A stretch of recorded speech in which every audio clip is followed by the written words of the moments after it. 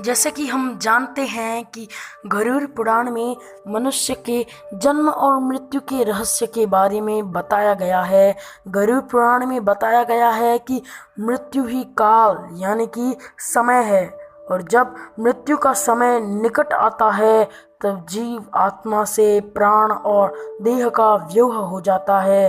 हर एक मनुष्य की जन्म और मृत्यु का समय निश्चित होता है, जिसे पूरा करने के बाद ही मनुष्य को मोक्ष की प्राप्ति मिलती है और वह पुनः दूसरे शरीर को धारण कर लेता है।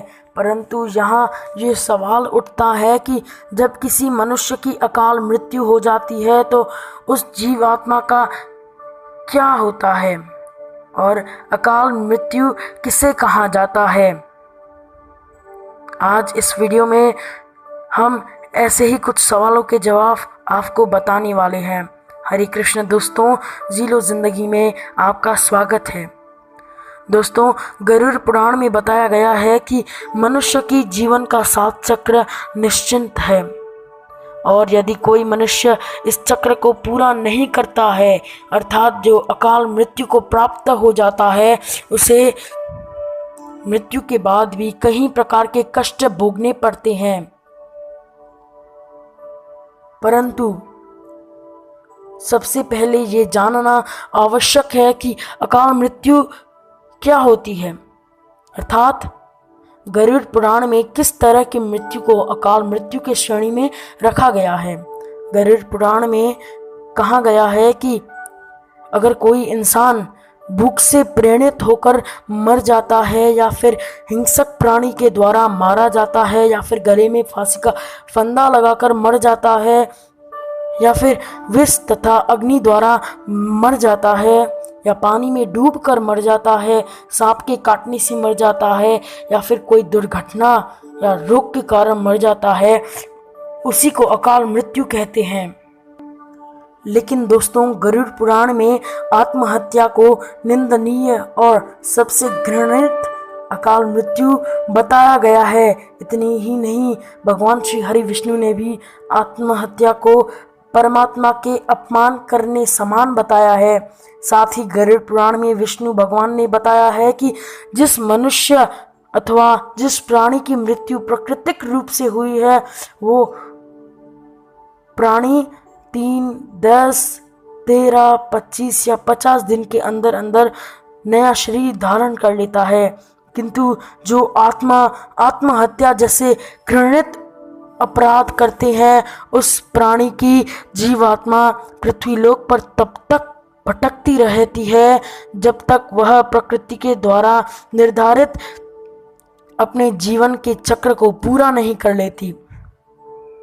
ऐसी जीवात्मा को ना तो स्वर्गलोक की प्राप्ति होती है या ही नरकलोक।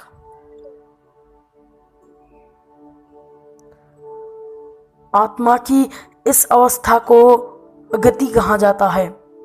गरुड़ पुराण में बताया गया है, आत्महत्या करने वाले आत्मा अकाल मृत्यु को प्राप्त होने वाले सभी आत्माओं में से कष्टदायी अवस्था में पहुंच जाती है, और अकाल मृत्यु की प्राप्त करने वाले आत्मा अपनी तमाम इच्छाओं यानी भूख, प्यास, संभोग, सुख, राग, क्रोध, लोभ, वासना आदि की पूर्ति के लिए अंधकारों में तब तक भटकती रहती है जब तक कि उसका परमात्मा द्वारा निर्धारित जीवन चक्र पूरा नहीं हो जाता। परंतु यहाँ ये सवाल उठता है कि किसी भी प्राणी की अकाल मृत्यु क्यों होती है। तो दोस्तों, मैं आपको बता दूं कि इसका भी वर्णन गरुड़ पुराण में किया गया है, जिसके अनुसार जो विधाता द्वारा निश्चित की गई मृत्यु प्राणी के पास आती है, जो शीघ्र ही उसे मृत्युलोक पर ले जाती है।